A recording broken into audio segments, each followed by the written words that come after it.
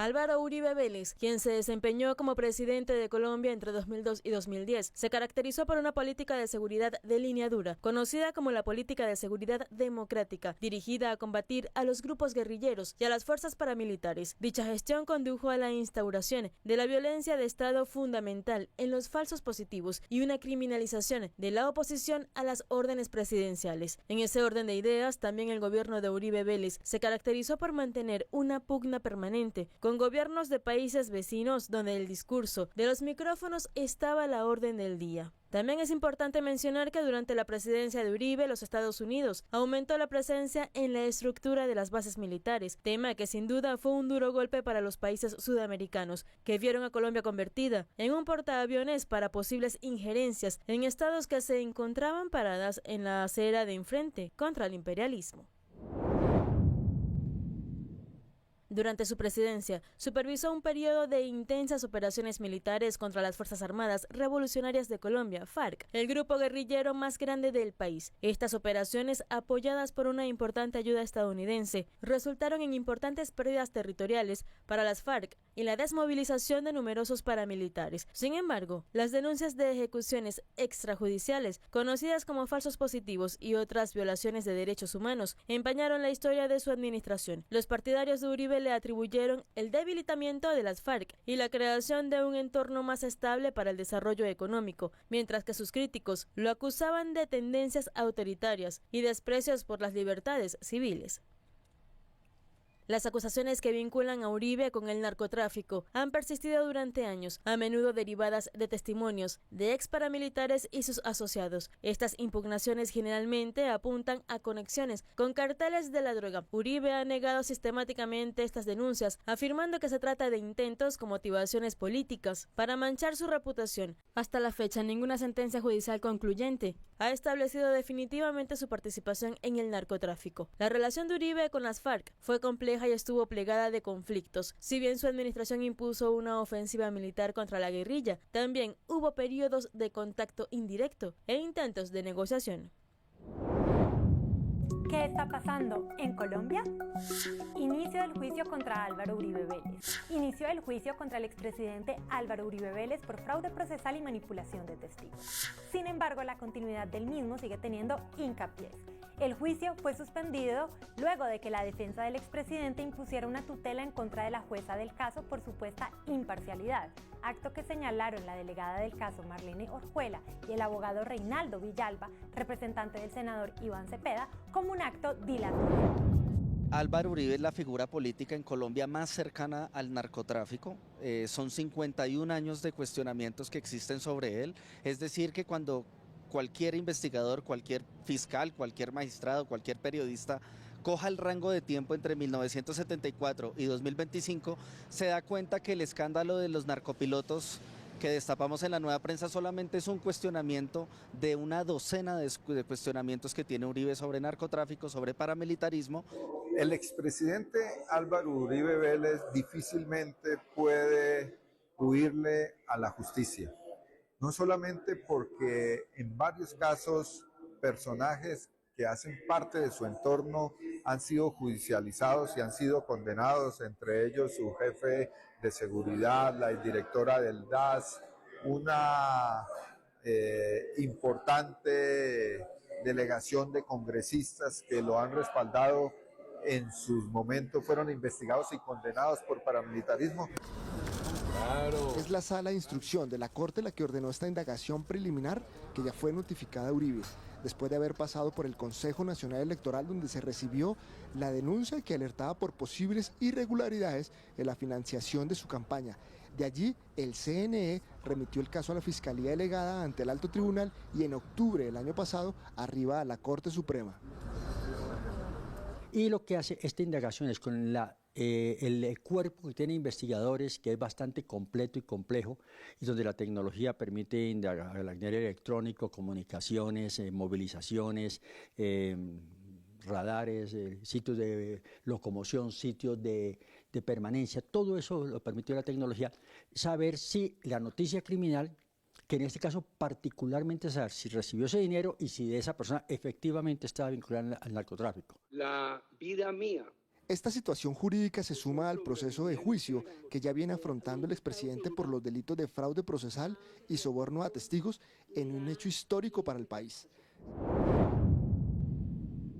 El acontecimiento más significativo ocurrió después de su presidencia. Durante las conversaciones de paz iniciadas por su sucesor, Juan Manuel Santos, Uribe se convirtió en un crítico vehemente del acuerdo de paz, argumentando que otorgaba concesiones excesivas a las FARC y no garantizaba justicia para las víctimas del conflicto. Su postura contribuyó a las profundas divisiones dentro de la sociedad colombiana respecto al proceso de paz y su implementación.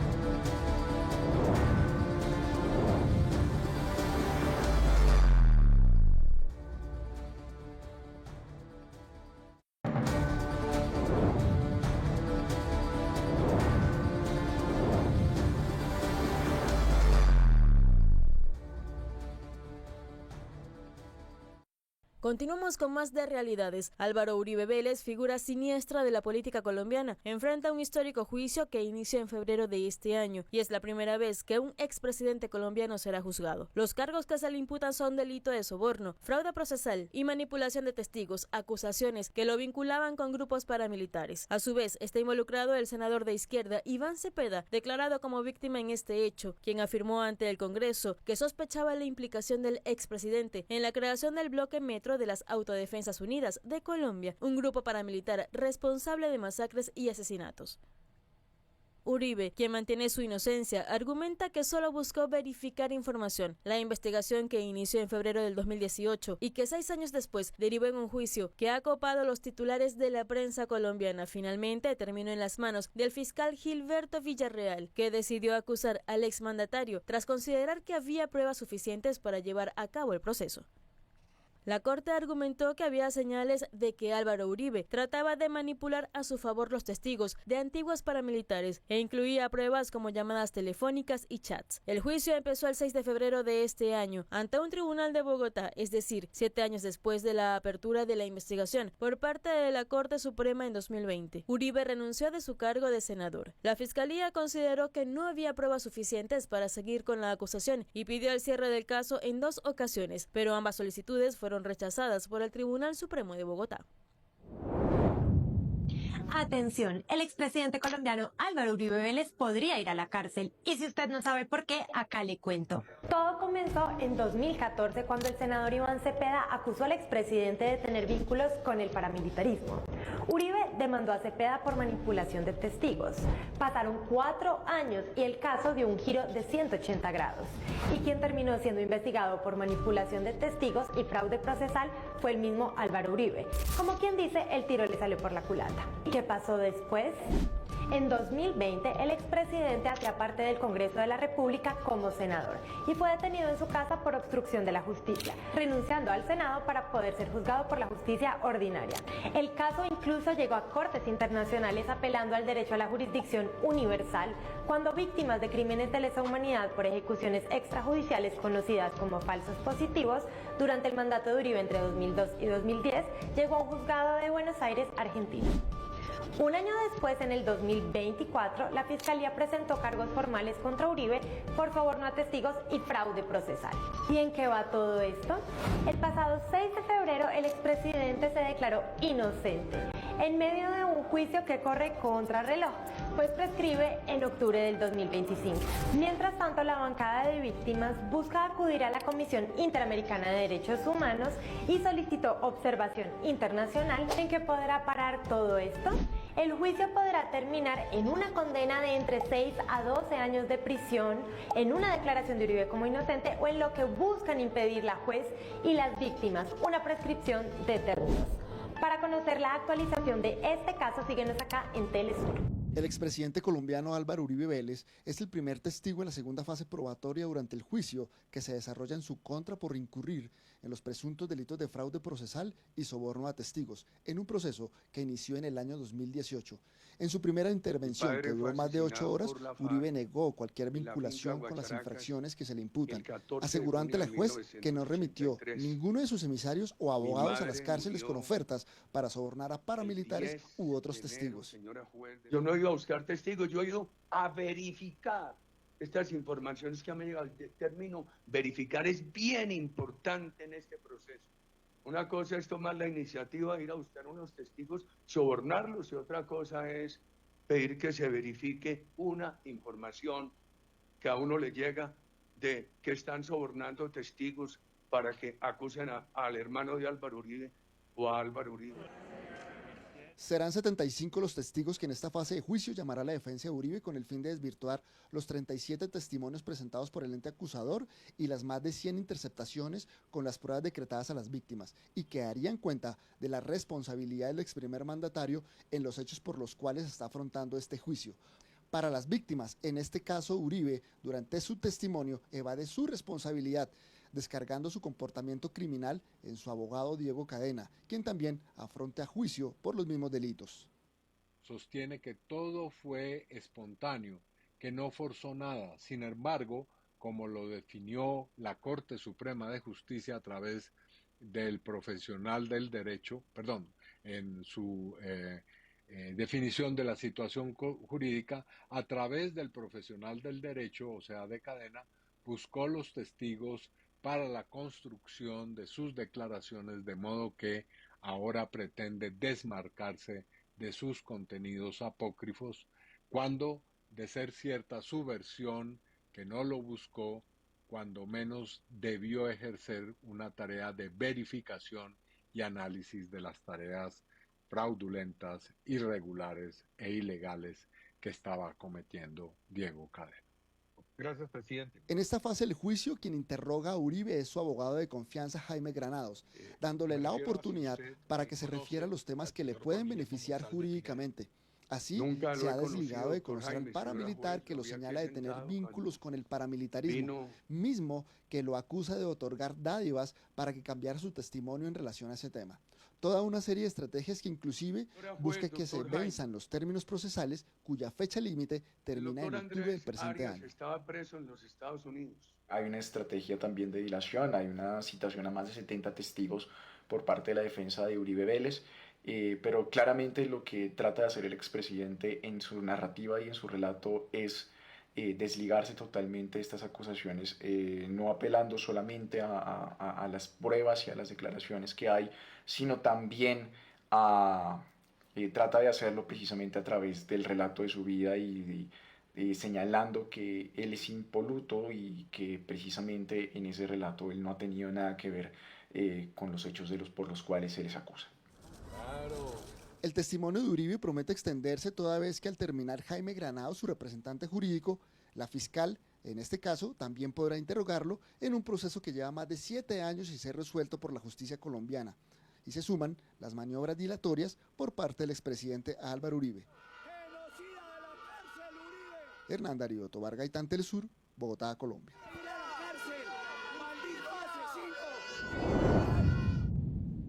El testimonio de Uribe promete extenderse toda vez que al terminar Jaime Granados, su representante jurídico, la fiscal en este caso también podrá interrogarlo en un proceso que lleva 7 años sin ser resuelto por la justicia colombiana y las maniobras dilatorias del expresidente Álvaro Uribe.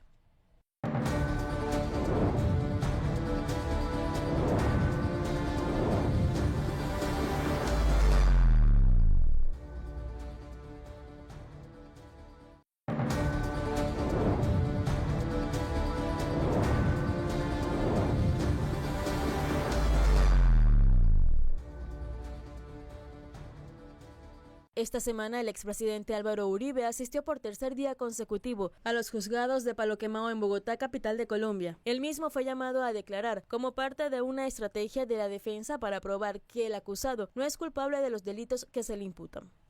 Tras una primera etapa que incluyó las pruebas que presentó la fiscal con intercepciones que se hicieron al exmandatario, donde se hallan indicios de su presunta culpabilidad en esos delitos por los cuales se investiga, el proceso continúa con una etapa donde la defensa llama a los testigos. Se trata de 74 testigos como parte de una estrategia jurídica por parte de la defensa para dar cuenta de que el exmandatario no guarda relación con los delitos por los cuales se les acusa. Como parte de esa estrategia, el primer testigo que ofreció ofreció declaraciones fue el mismo Álvaro Uribe. En esta jornada, Uribe fue interrogado por su defensa, el doctor Jaime Granados, y aseguró que no estuvo involucrado en manipulación o soborno a testigos, que nunca envió emisarios o abogados a cárceles del país para ofrecer beneficios a ex paramilitares o que cambiaran sus declaraciones a favor de él en tribunales.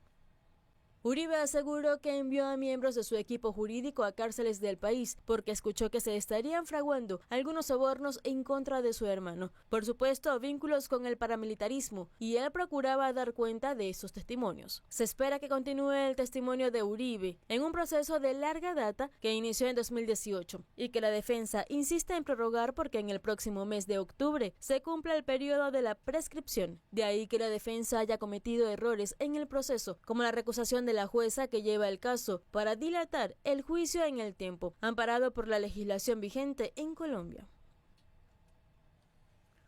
Uribe desestimó las pruebas que la Fiscalía presentó, asegurando que no tiene relación con esos delitos que se le imputan. La defensa está poniendo en práctica estrategias para exonerar a Uribe de las acusaciones, pues en la primera fase del juicio la Fiscalía mostró elementos contundentes de la responsabilidad de Uribe en los delitos. Es válido recordar que la Corte Suprema de Justicia dio casa por cárcel a Uribe en relación a la investigación que se le realizaba cuando era senador. En ese sentido, analistas consideran que la decisión de la CSP se fundamentó en que las pruebas eran verdaderas. El expresidente, además de ser condenado por diversas organizaciones defensoras de los derechos humanos que lo señalan por crímenes y violaciones cometidas a lo largo de su carrera política, no queda exento de hacer declaraciones de injerencias, en su mayoría contra Venezuela. La más reciente de ellas fue el pasado mes de enero en Cúcuta, ciudad fronteriza con la nación bolivariana. ¿Qué pedimos nosotros? Nosotros pedimos una intervención internacional, preferiblemente avalada por las Naciones Unidas, que desaloje a esos tiranos del poder y convoque de inmediato a unas elecciones libres. Que el señor especializado en ser timador no sigue hablando de paramilitares, porque anoche decía él, con mucha burla, que aquí venía Uribe a reunirse con sus paramilitares. Que ese timador sepa que lo que nosotros queremos, por aquello que propugnamos, es por una intervención militar internacional con el ejército de Venezuela, que desaloje a la dictadura.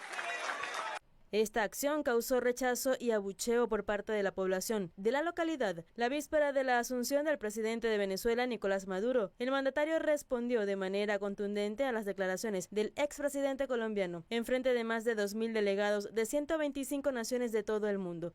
Álvaro Uribe Vélez, triste personaje paramilitar y narcotraficante, asesino y criminal, hoy pidiendo la intervención militar de Venezuela.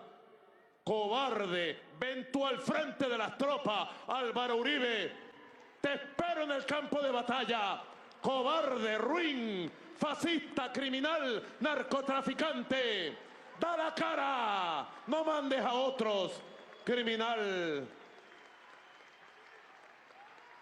¡Abajo Uribe! ¡Abajo el fascismo! Y arriba los pueblos.